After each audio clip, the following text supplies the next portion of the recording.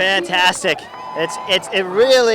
It's been a long time. I've been waiting for the California to really add these summit finishes in to make it a goal of mine, and it has such crowds, and it always finishes near my hometown, and it's really a race I wanted to do well at this year as soon as I saw the summit. Any nervous moments today, or was it pretty smooth? No, it was just the opposite. I was super calm, I was super relaxed. I know these roads. I grew up in these roads. The semi-ride, it passes by these roads that I came up when I was with Nutrifig in the early 90s.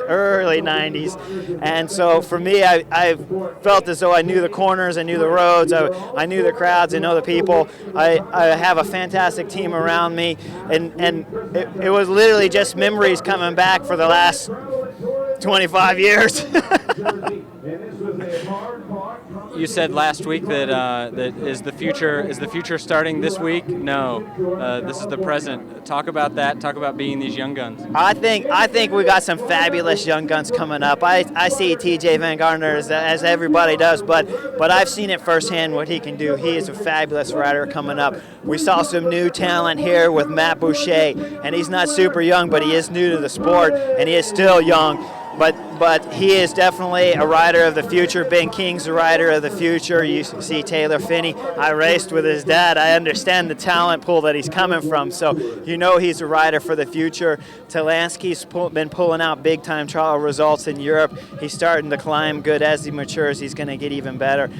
I don't think America has to worry about the future. At the moment, we have fabulous riders, and these young kids are getting results still at the moment, and they're going to be getting bigger results in the future.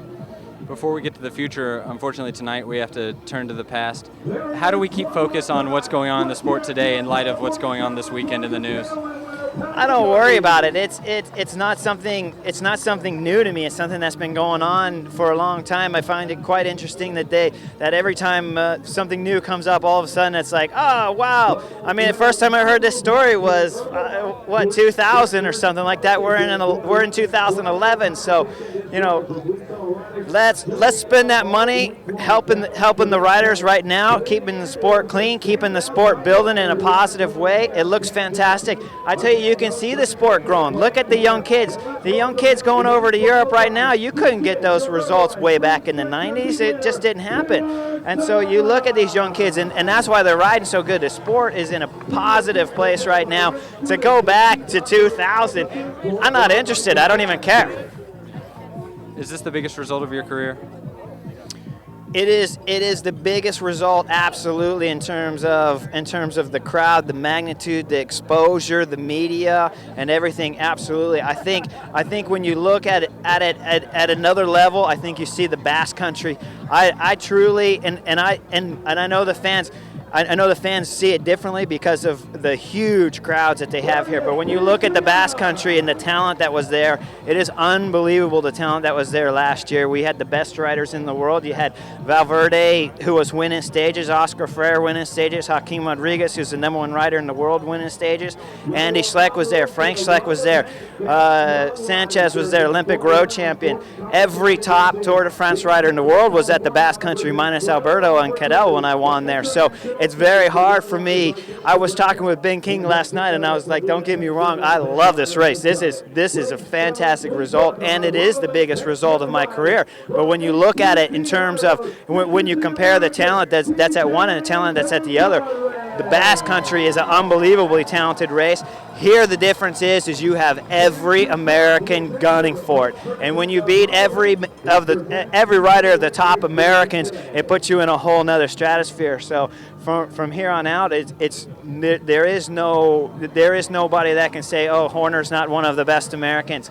I won Tour of Georgia back in the day. I won Olympic trials in '96. I won San Francisco in 2003. I've led the Saturn team. I've led the teams as small as Webcor. I've led teams now as big as Radio Shack. So my career has been filled for the last 20, 25 years. I've had results, and I don't think that anybody, and I have the facts to back it up. Just with my resume, can say anything different. Before you end that career, we have the tour in 5 weeks. What does this say for that? I say I'm going to go in there 100%. I'm going to try to look, and certainly I will have freedom to run and to make a run at the podium. I think last year I could have been top 5 without a doubt.